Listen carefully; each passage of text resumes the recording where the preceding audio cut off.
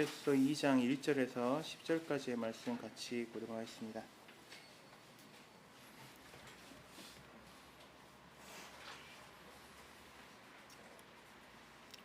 한 절씩 교독하겠습니다. 여러분도 전에는 허물과 죄로 죽었던 사람들입니다. 그때 여러분은 허물과 죄 가운데서 이 세상의 풍조를 따라 살고 공중의 권세자 통치자 곧 지금 불순종의 자식들 가운데 작용하는 운명을 따라 살았습니다. 우리도 모두 전에는 그들 가운데서 육신의 정욕대로 살고 육신과 마음이 원하는 대로 행했으며 나머지 사람들과 마찬가지로 날 때부터 진노의 자식이었습니다. 그러나 하나님은 자비가 넘치신 분이셔서 우리를 사랑하신 그 크신 사랑으로 말미암아 범죄로 죽은 우리를 그리스도와 함께 살려주셨습니다. 여러분은 은혜로 구원을 얻었습니다. 하나님께서 그리스도 예수 안에서 우리를 그분과 함께 살리시고 하늘에 함께 앉게 하셨습니다. 그것은 하나님께서 그리스도 예수 안에서 우리에게 자비로 베풀어 주신 그 은혜가 얼마나 풍성한지를 장차 올 모든 세대에게 드러내 보이시기 위함입니다. 여러분은 믿음을 통하여 은혜로 구원을 얻었습니다. 이것은 여러분에게서 난 것이 아니요 하나님의 선물입니다. 행위에서 난 것이 아닙니다. 그러므로 아무도 자랑할 수 없습니다. 같이 우리는 하나님의 작품입니다. 선한 일을 하게 하시려고 하나님께서 그리스도 예수 안에서 우리를 만드셨습니다. 하나님께서 이렇게 미리 준비하신 것은 우리가 선한 일을 하며 살아가게 하시려는 것입니다. 아멘. 할렐루야. 지난 한 주도 평안하셨는지 모르겠습니다. 저와 여러분 이제 한 달에 한 번씩 보기 때문에 지난 한 달도 평안하셨는지 모르겠습니다. 사모님과는 저희가 중간에 슈부에서 만났죠? 슈부에서. 비밀인데. 그렇죠. 예. 네. 언제 만난지는 비밀이라고 하시니까 말씀 안 하도록 얘기 안 하도록 하겠습니다. 만났어요. 거기 반갑더라고요. 네.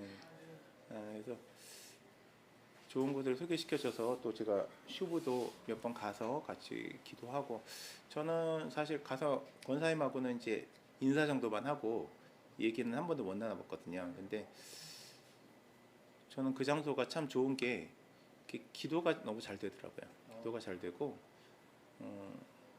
그런 공간들이 있어요. 그러니까 정말 그 있는 사람들, 그곳에 거하는 사람들, 그리고 또 그곳에 어떤 사람들이 사는가에 따라서 그곳의 분위기들이 좀 좌우가 되고 거기에 어떤 것들이 쌓여 있는가에 따라서 그래서 어떤 데는 이렇게 예배하러 가면 막 그 강사들이 오시면 몇 명 안 되는 사람들을 놓고도 막 흥분하는 교회들이 있어요.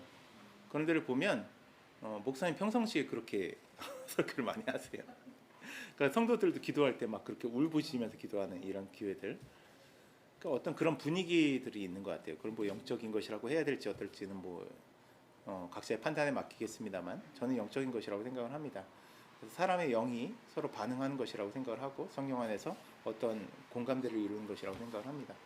슈부는 가면 저한테는 되게 쉼의 공간이 되고 거기 갔을 때 처음 하나님께서 주셨던 마음이 이것은 피난처다.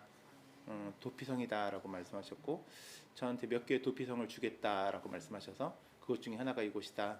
그래서 제가 좀 마음이 힘들고 어려울 때는 거기 가서 좀 커피 한잔 하면서 그래서 제가 정의 내린 것이 있어요. 뭐냐면 예수님과 커피 한잔 할 수 있는 곳이 생겼다라고 이렇게 정의를 좀 내렸습니다. 그래서 좋은 곳을 소개시켜줘서 참 감사드리고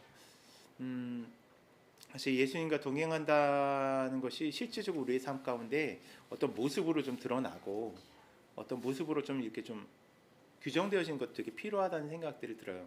보통 우리 그걸 기도의 시간이라고 표현을 하는데 공동체로서 기도하는 시간들도 필요하지만 개인의 기도 시간들도 필요하잖아요. 근데 어떤 사람에게는 산책하는 것이 기도의 시간이기도 하고요.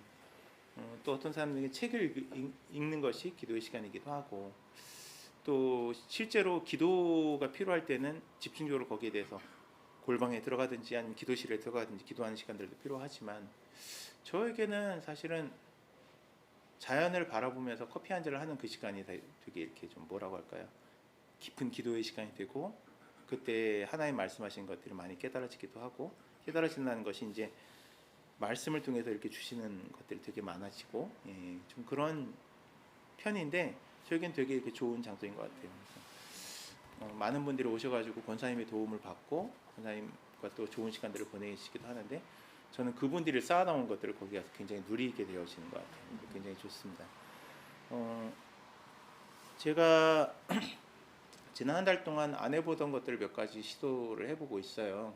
제가 대전에 내려가서 저희 친구 목사님과 함께 참 이게 참 희한한 거예요. 그러니까 친구라고 해도 한 23년을 못 보다가, 그리고 그때도 막 깊이 교제했던 것이 아니라 20대 때도 제가 그분의 앨범에 게스트로 참여를 하면서 이렇게 좀 교제를 하고 막 이렇게 젊을 때 만나다가 이제 서로 소식을 모르고 한 20년 이상 떨어져 있다가 이게 별일들이 다 있더라고요. 그러다 보니까 어떤 선교사님은 저하고 친구 선교사님은 그 이번에 코로나로 인해서 소천하신 분도 계시고, 그러니까 그런 소식이 들릴 때도 있고, 그러니까 그분은 제가 그동안 소식을 전혀 못 들었어요. 그러니까 서로 이렇게 제가 예션동에서 나온 지도 오래됐고 하다 보니까, 근데 그런 소식이 들릴 때도 있는데 이렇게 또 반갑게 만나서 오랜만에 얘기도 하고, 그러다 보니까 제가 그분 사역에 같이 동참하기도 하고 함께 사역하기도 하는 일들이 좀 생기고 있습니다. 이번 주에 이제 그 목사님이 하시는 온라인 목요 찬양 인도를 위해서 가서 대전에 내려가서 한참 동안 또 같이 얘기를 하는데, 그러니까 이 친구 목사님하고 좀 같이 얘기를 하면 많이 또 재미있어요. 공감대도 많이 생기고 또 나이 또래도 같고, 그리고 또 그동안 살아오면서 느꼈던 것들도 갖고 하다 보니까. 근데 이번 주에 좀 얘기 나왔던 것들 중에 하나가 최근에 이제 코로나로 인해서 트렌드가 되고 있는 일 중에 하나가 한 교회당을 여러 교회가 나눠 쓰는 일들이 일어나고 있습니다. 그래서 교회당이 없는, 건물이 없는 교회들이 교회가 있는 건물들을 다른 시간대로 나눠서 예배를 드리는, 그래서 보니까 어떤 교회는 6개 이상의 교회들이 하루에 이렇게 쭉 예배를 드리시더라고요. 근데 그런 이야기들을 하면서 이 친구가 이제 한 가지 아쉬움을 얘기했던 것은, 그렇게 하면 어떤 교회들은 아침에 예배를 드리지만 또 어떤 교회들은 저녁에 또 예배를 드려야 되는 상황들이 벌어지고, 이 친구도 보니까 이민교회에서 꽤 오래 사역을 했던, 그래서 그런 경험들이 있는 친구인 거죠. 그러지 말고 그 교회들이 한 시간대에 한 곳에 모여서 예배드리면 안 될까라는 얘기를 하더라고요. 굉장히 이상적인 모습이고 누구나 바라는 모습들인 거죠. 그냥 가만히 생각해 보니까, 그러면은 설교는 누가 하며, 대표 기도는 누가 하고, 특송은 누가 하고, 어떨 때 다른 분의 그 우리 교인이 다른 분 설교의 은혜를 받았을 때 그쪽으로 옮기는 건 아닐까라는 어떤 두려움들. 그러니까 여러 가지 문제들 때문에 다시 그렇게 하지 못하는 것이 사실 현실인 거죠. 그래서 그 친구가 이제 많이 얘기했던 것, 그 주제가 뭐냐면 연합에 대한 것이었어요. 사랑하는 여러분, 사실 교회라는 것은 연합을 빼놓고는 얘기할 수 없는 것입니다. 근데 언제부턴가, 물론 거기에는 90년대 이후로 활발하게 활동하는 여러 이단들의 영향들도 분명히 있다고 생각해요.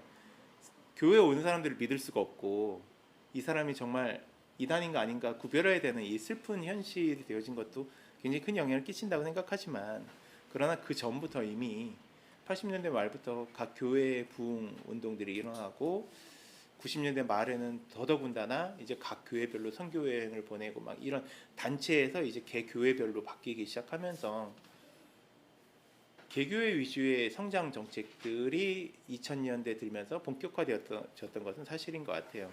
그러다 보니까 사실은 연합이라는 게 더 사라진 것이죠.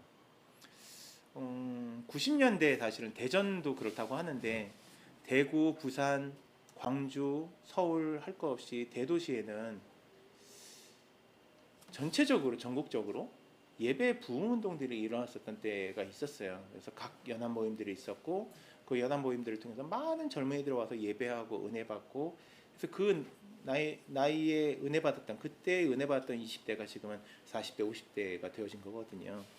근데 그 일들이 2000년대 들면서 이제 사라지기 시작하고, 그러면서 2000년대 중반 들면서 여러 이제 단체들, 뭐 마커스며 이런 단체들이 나타나기 시작하고, 전문적으로 이 예배를 하는 단체들이 나타나기 시작하고, 그래서 그 단체들로 사람들이 몰리기 시작하면서 주 사역들은 전부 다 사실 교회별로 옮겨진 것이 사실입니다. 그래서 2000년대 중반부터라고 해야 될까요? 아마 초부터이기도 할 텐데, 그 전에 소수였던 교회에서 전문 찬양 사역자를 드리는 거, 그리고 전문 세션을 드리고 엔지니어를 고용하는 일들이 이제 본격화되어지기 시작한 것이 아마 그때쯤이 아닌가.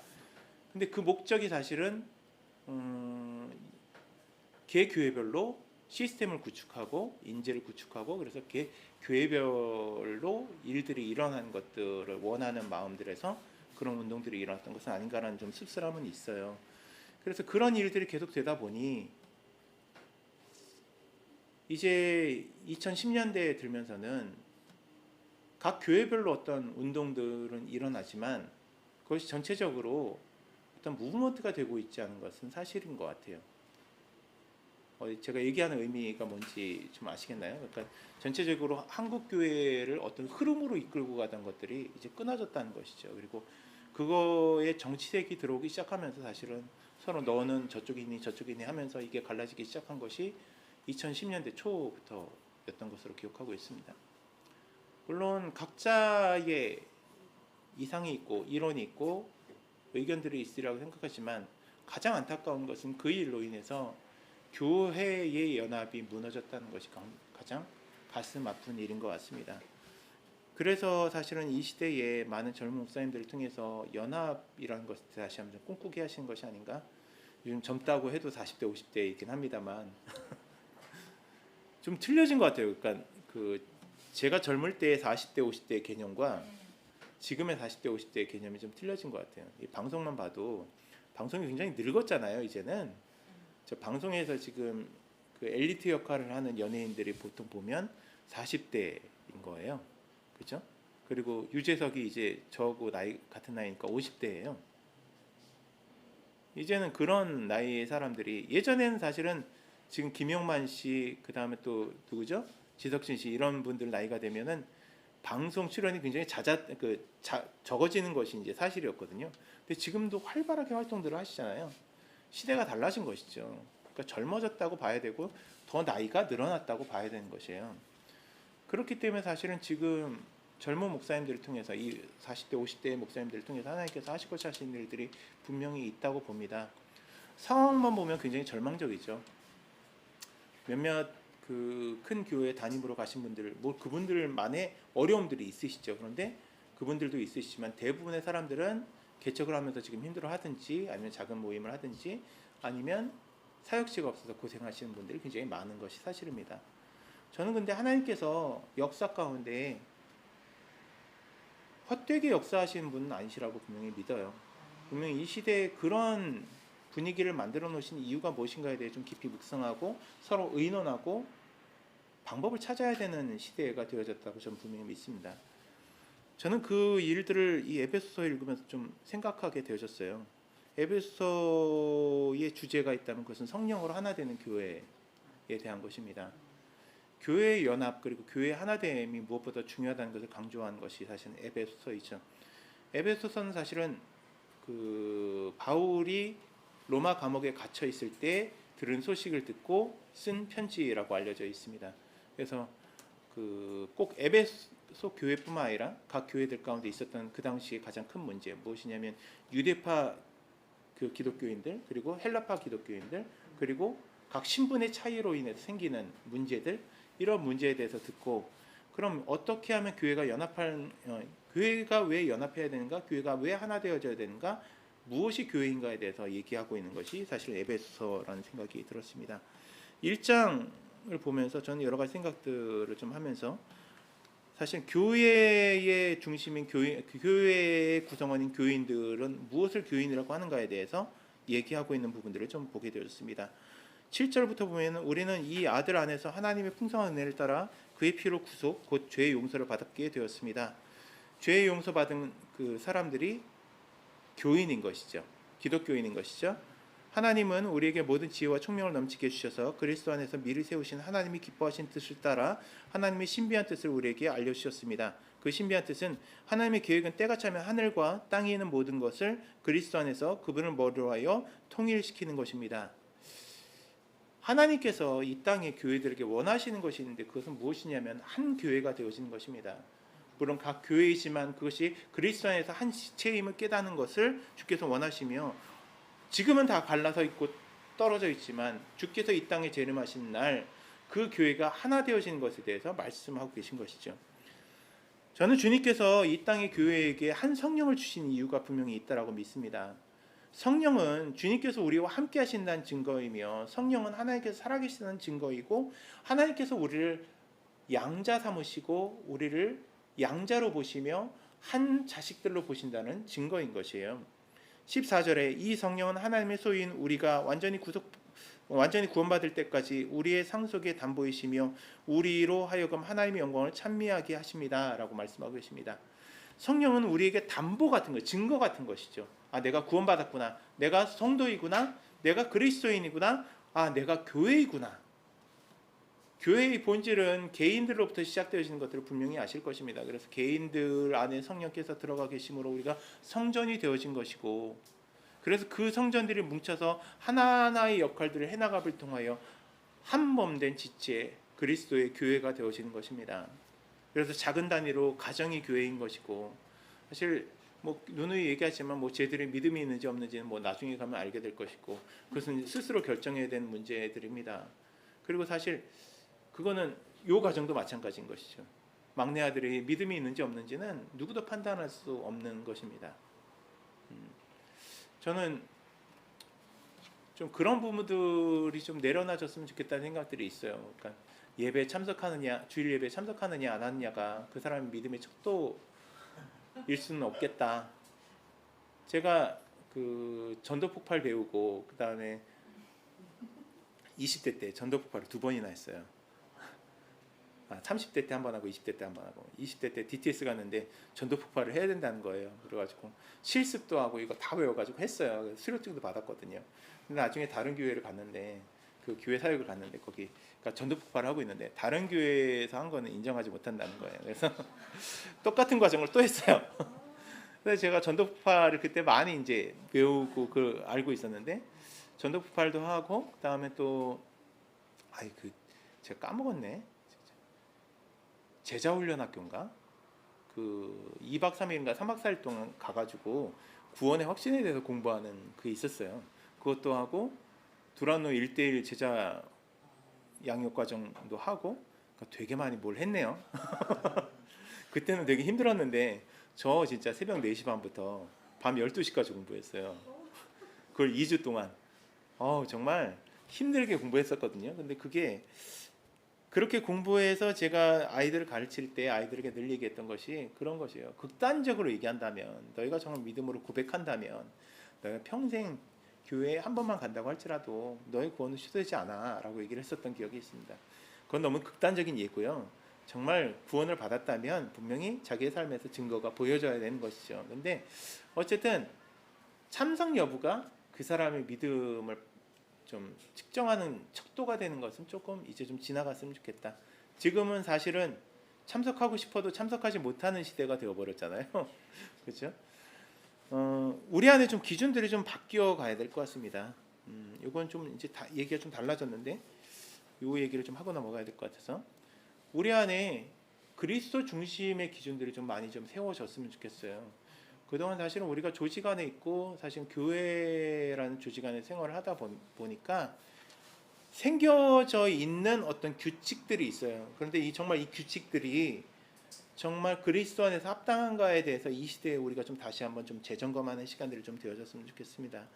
물론 조직을 계속해서 이끌어 나가기 위해서는 정해진 규칙들을 쉽게 바꿀 수 없는 것은 사실이에요. 그래서 사실은 제가 이렇게 표현해서 죄송합니다. 목사님, 제가 이렇게 표현해서 죄송한데, 우리 같은 사람들 안에서 사실은 그 일들이 먼저 일어날 필요들이 있는 것이죠.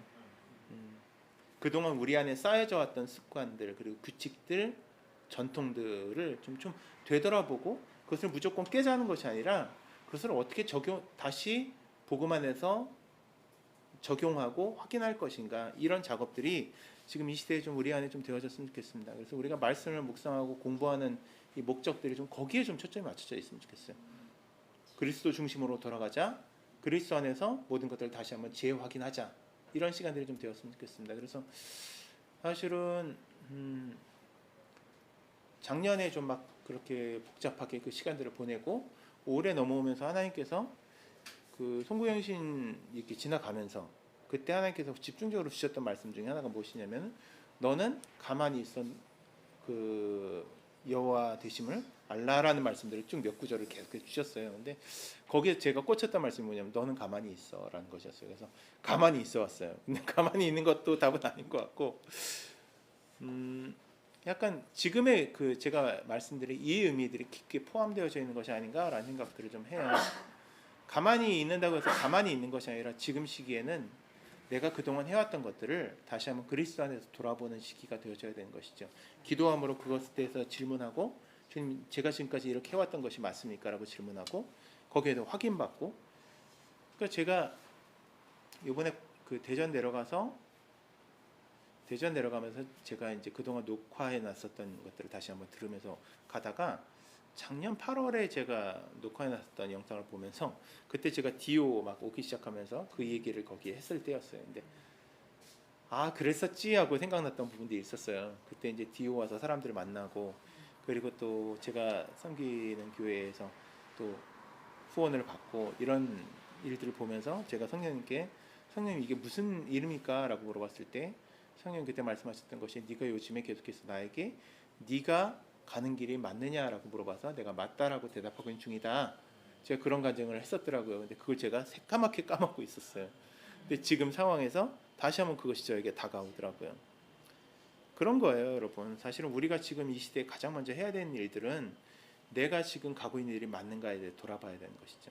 내가 지금까지 걸어왔던 길이 맞는가? 내가 지금까지 해왔던 것들이 맞는가? 돌아보고 이것이 그리스도 안에서 합당한가? 돌아봐야 되는 것이에요. 그리고 아까 말씀드렸듯이 내가 지금까지 쌓아왔었던 경험, 규칙, 예배할 때는 이렇게 해야 된다. 사실은 제가 예배 인도를 만으로 19살 때부터 시작했어요. 제가 빠른이에요. 빠른 7이에요. 그래서 학교를 한 살 일찍 들어왔기 때문에 교회에서 19살 때부터 찬양 인도를 시작해서 지금까지 왔어요. 그리고 그 사이에 97년부터 다소리랑 기획사에 소개를 받고 들어가서 98년부터 찬양 사역을 시작했고, 찬양 사역을 그 다음부터 팀이 이제 흩어진 다음에는 솔로로 거의 한 20년을 사역을 했어요. 그래서 어떤 규칙들을 알아요. 그러니까 어떻게 하면 사람들이 웃겠다, 감동받겠다. 아 이런 찬양을 하면 좀 분위기가 그렇겠다. 그리고 예배는 이렇게 해서 이렇게 가야 되겠다. 창의 인도할 때는. 근데 제가 이 시대를 맞으면서 생각하게 되는 것이에요. 이것이 맞나?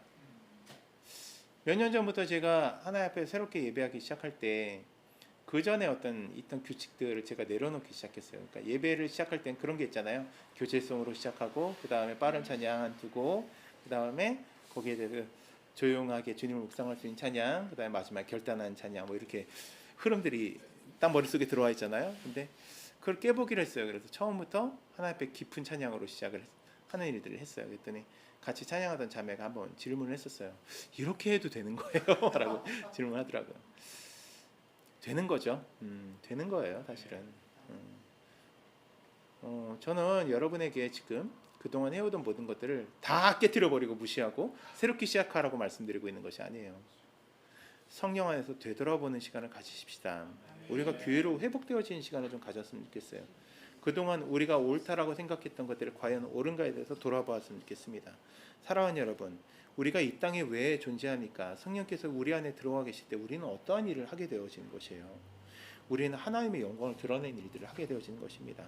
하나님의 영광을 찬양한 일들을 하게 되어지는 것입니다.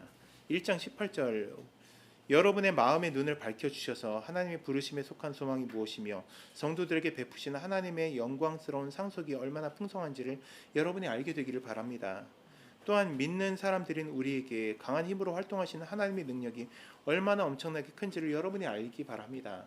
사랑하는 여러분, 우리가 습관대로 가기 시작하면 이 부분을 놓쳐요. 주님께서 우리의 삶에 역사하시고 실제로 우리의 삶에 일하시는 분이라는 것을 놓쳐요. 그래서 내가 하던 그 습관대로, 내가 하던 것들 패턴대로 모든 것들을 바라보게 되고, 사람이라는 것이 제가 특히 좀 그런 면이 있어요. 그러니까 활동을 하다 보면 어떤 틀이 생기잖아요. 그러니까 루틴도 있고 또 이렇게 해야 된다는 틀이 생기잖아요. 그럼 저는 그 틀에서 잘 벗어나지 못하는 부분들이 분명히 있어요. 특히 목회를 하신 분들은 다 그렇죠. 그러니까 저희 김경수 목사님도 아마 목회를 하실 땐 그랬을 거예요. 목사가 커피를 판다는 건 아마 상상도 못 하셨을 거예요. 카페를 한다는 건 상상도 못 하셨을 거예요. 카페에 앉아가지고 예배를 드린다는 거 상상도 못했을 거예요. 일본에 있는 한인교회들은 이제 그 뭐죠? 장소가 없으니까 가끔 그럴 때가 있어요. 그래서 제가 한번 일본에 사역 갔을 때 거기 선교사님은 장소를 어디를 빌리시냐면은 그 재즈 바를 빌리셔가지고 거기는 이제 음향 시설이 돼 있으니까 주일에 거기서 예배를 드리시는 거예요. 아우 우리 기준으로 볼 때는 굉장히 파격적인 일이죠, 그렇죠? 근데 파격적이 아니라는 것이에요. 다 되어질 수 있고 일어날 수 있는 일이라는 것이에요. 그리스도 안에서 예배할 때 그런 제한들은 제한이 아닌 것이죠. 사실은 장소의 제한이 없는 것이에요. 초대교회가 그러했듯이 그냥 일터에서도 모이고 가정에서도 모여서 시작했던 것이 교회였어요. 그것이 교회가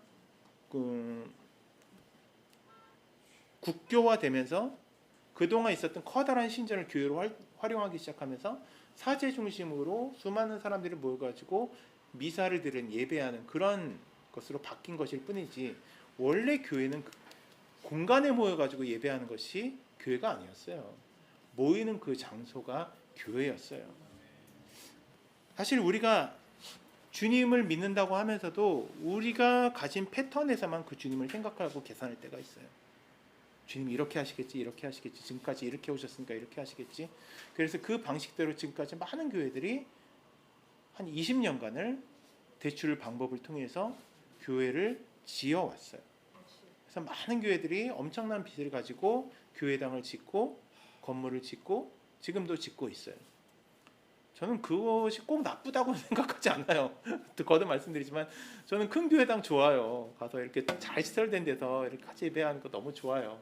그런데 문제는 그것이 잘 활용되지 않다가 최근 한 15년, 10년 사이에 가장 또 활발하게 활동하는 이단 중에 하나인 하나님의 교회가 그런 교회당을 많이 인수했다는 것, 이런 상황이 벌어진다는 것이 가슴 아픈 거죠.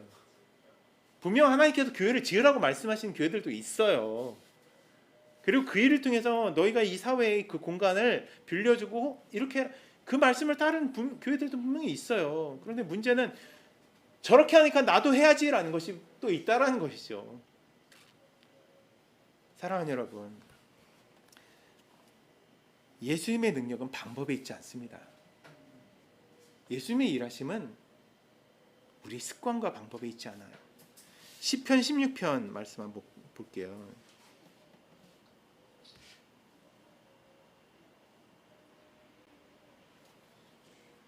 시편 16편 말씀에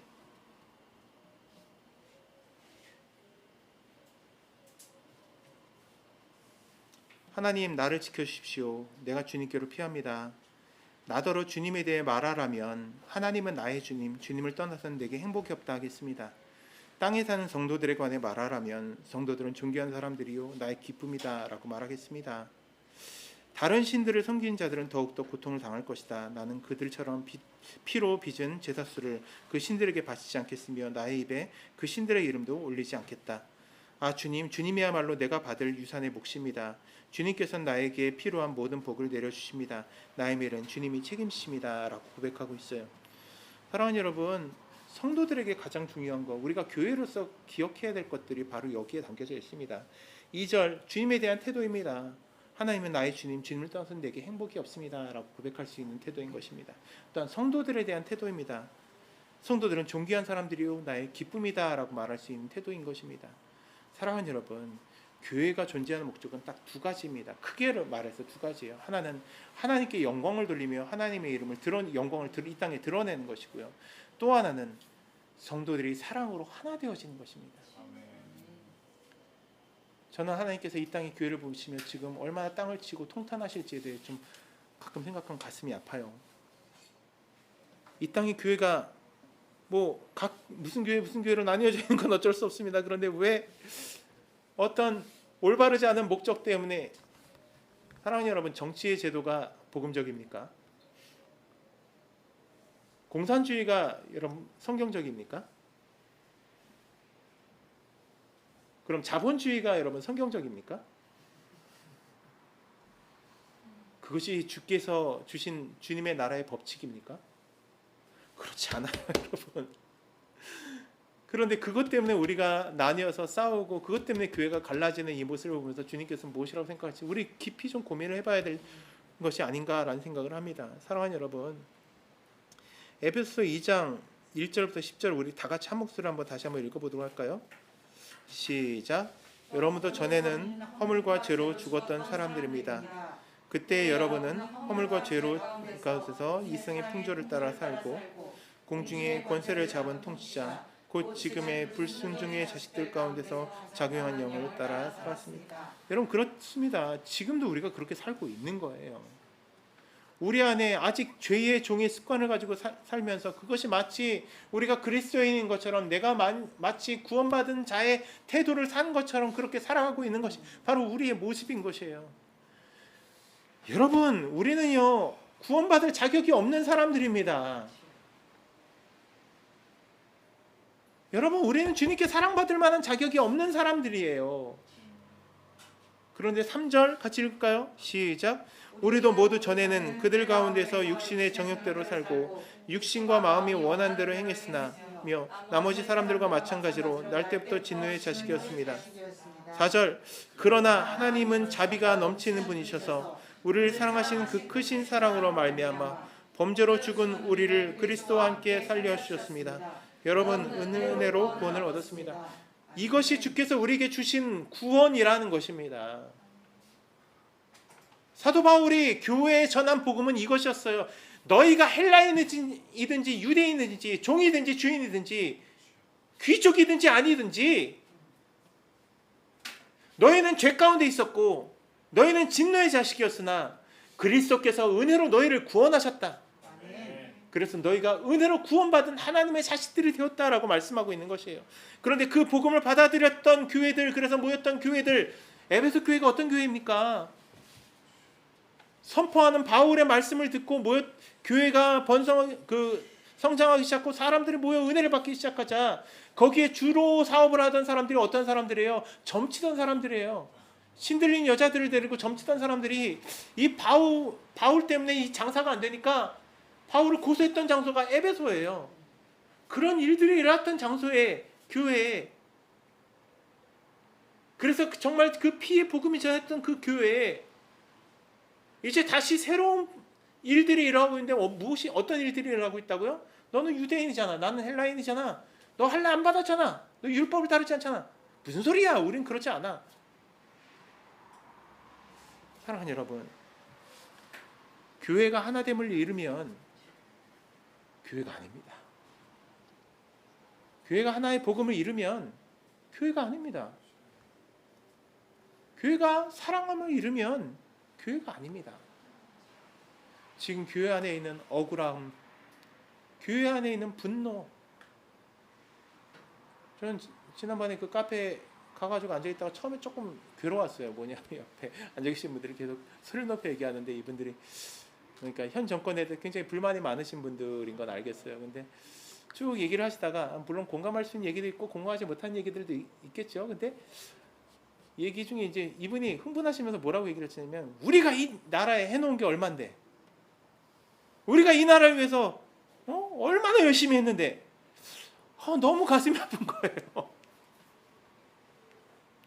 사랑하는 여러분, 지금 이 한국교회의 많은 분들이 그런 분노에 휩싸여 계시지 않은가 제가 너무 마음이 아픕니다. 돌이키십시오. 주님 앞으로 돌이키십시오. 여러분 돌이키십시오. 우리는 이 땅에 대해서 분노하도록 믿지 않는 세상에 대해서 분노하도록 부르심받은 자가 아니라 그리스도께서 이 세상을 위해 십자가를 지셨듯이 그의 제자로서 그의 사랑을 안고 이 땅을 품고 사랑하도록 부르심받은 주의 성도들입니다. 분노하는 것이 우리의 일이 아니라 억울해하는 것이 우리의 일이 아니라 사랑으로 품고 용납하고 그들을 설득하여 주님께로 돌아오게 하도록 하는 것이 우리의 몫입니다. 돌이키십시오. 10절 같이 읽을까요? 우리는 시작. 우리는 하나님의 작품입니다. 선한 일을 하게 하시려고 하나님께서 그리스도 예수 안에서 우리를 만드셨습니다. 하나님께서 준비하신 것은 우리가 선한 일을 하며 살아가게 하시라는 것입니다. 여기에서 얘기하고 있는 선한 일이 무엇입니까? 그것은 교회되어지는 것입니다. 그것은 성령으로 하나 되어지는 것입니다. 사랑하는 여러분, 성령님은 1절에서 얘기한 것처럼 우리가 믿음을 가지고 있다는 담보 같은 것입니다. 증거 같은 것이에요. 담보가 무엇입니까? 은행에서 대출을 할 때 담보를 잡잖아요. 뭐 때문에요? 내가 돈을 못 갚으면 이것을 내가 당신한테 드리겠습니다. 이게 담보예요. 변하지 않는 거, 그렇죠? 성령님이 우리에게 구원의 담보가 되어주신 것이에요. 변하지 않는 증거가 되어주신 것이에요. 근데 성령님이 들어가시면 하시는 일들이 있는데 무엇이냐면 그것은 그리스도의 교회가 되어지도록 우리를 지어가는 것이에요. 우리의 기초가 되신 모퉁이 돌이 되신 예수 그리스도 위에, 그 반석 위에 각 건물의 하나하나의 지체가 그 부속이 되어지도록 우리를 만드셔서 우리가 그 역할들을 함으로 한 그리스도를 머리로 한 몸과 같은 교회 건물로 지어지도록 하는 것이 바로 성령께서 우리 안에 계시다는 증거인 것이에요. 사랑하는 여러분, 이 증거를 회복하십시다. 성령님을 받는다는 것은 우리가 방언을 하고 어떤 영적인 일들을 보고 그 현상들이 나타날 수밖에 없죠. 성령께서 들어오시면 그 현상들이 나타날 수밖에 없어요. 성령께서 우리와 함께 하시다는 증거 중에 가장 강력한 것이 치유인 것입니다. 우리가 믿음으로 기도할 때 치유되어지며 우리가 기도하는 것들이 이루어지고 실제적으로 하나님의 나라가 영적으로 선포되어지고 그것이 실제적인 영향으로 퍼지는 것, 성령께서 그 일들을 분명히 우리 가운데 하시죠. 그런데 성령께서 계시다는 가장 큰 증거는 무엇이냐 하면 한 교회로 지어져 가는 것입니다. 제가 이 교회와 뭐 언제까지 동역을 하고 어떻게 되어지고 저는 모르겠어요. 사실 저는 뭘 계획하고 그 계획을 실행하는 데 되게 약한 사람입니다. 아마 저는 여기 아드님처럼 그 단식도 그렇게까지 못할 것 같아요. 의지가 굉장히 약한 사람입니다. 그래서 하나님께서 저에게 주신 방법은 무엇이냐면 그때 주님께서 이끄신 대로 순종하며 나아가도록 하게 하신 것이에요. 그래서 저는 모르겠습니다. 어떤 계획들이 있거나 모르겠지만 이번 주에 하나님께서 저에게 주셨던 단어는 하나입니다. 무엇이냐면 공동체에 대한 것입니다. 그 공동체는 같이 살고 먹고 같이 생활하고 서로를 돕고 서로를 구속하지 않는 공동체인 것이죠. 저는 그것이 하나님께서 주신 교회의 모습이라고 생각을 합니다. 사랑하는 여러분, 우리가 한 교회로 지어져 가십시다. 다시 주님 안에 교회가 되어십시다. 아까 말씀드린 대로 지금까지 내가 해왔던 것들을 돌아보십시다. 지금까지 내가 가졌던 생각, 내가 가졌던 신학, 내가 가졌던 신앙 생활, 교회 생활, 이것 가운데 정말 성령의 뜻에 합당하지 않은 것이 있는지 돌아보십시다. 그래서 우리를 돌이키십시다. 나를 돌이키십시다. 그리고 다시 하나가 되십시다. 성령 안에서 다시 하나가 되는 우리가 되십시다. 여러분, 그 일들을 오직 주님만이 하십니다. 그 일을 주님께서 하십니다. 여러분 믿으십니까? 우리 목마른 사슴 다시 한번 좀 찬양해 보도록 할까요? 어제 어떤 찬양 이게 틀어왔는데 후반부에 이 찬양을 영어로 부르는데 너무 마음에 감동이 있더라고요. 주님만이 나의 힘, 나의 방패, 나의 참송한, 나의 몸 정성 다 바쳐서 주님 경배합니다. 여러분, 이것이 교회로서 우리가 해야 될 일들이며 고백입니다. 사랑하는 여러분, 오늘 나눈 말씀의 내용들을 우리가 할 수 없습니다. 우리가 무슨 힘이 있다고 교회들을 하나 되게 하며 새로운 공동체를 이루고, 그러나 성령께서 하십니다. 성령께서 우리 안에 계심으로, 성령을 통해 우리 안에 계신 예수님께서 그 일들을 하십니다. 아멘. 주님만 바라보십시다.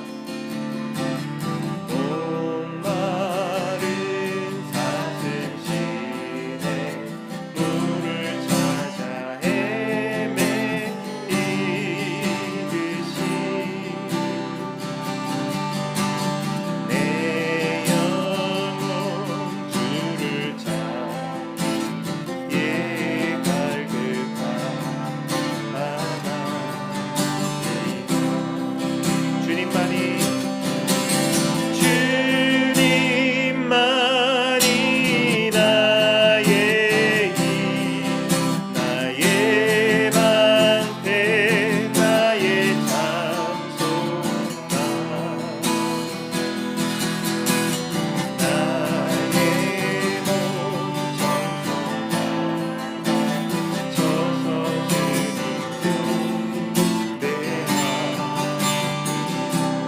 금보다 귀한 나의 주님, 금보다 귀한 나의 주님, 내게 만족 주신 주, 당신만이 나의 기쁨, 당신만이 나의 기쁨 또한 나의 참. 우리 두 손을 들고 주님 앞에 함께 고백하십시다. 주님만이 나의 힘, 나의 방패, 나의 찬송만, 나의 몸 정성 받아 서서 주님 곁에 주님만이 나의 힘. 다시 한번 고백하십시다. 주님만이 나의 힘, 나의 방패, 나의 찬송만, 나의 몸 정성 다 바쳐서 주님 경배하리라. 나의 몸 정성 다 바쳐서, 나의 몸 정성 다 바쳐서 주님 경배하리라. 우리 함께 기도하십시다. 주님, 내가 정말 성령님으로 인도함 받는 삶을 살게 해달라고. 주님, 내가 정말 교회로 지음받게 해달라고. 주님, 주님께서 만드신 공동체로 살게 해달라고. 이 시간에 우리 함께 주여 모여 시고 기도하겠습니다.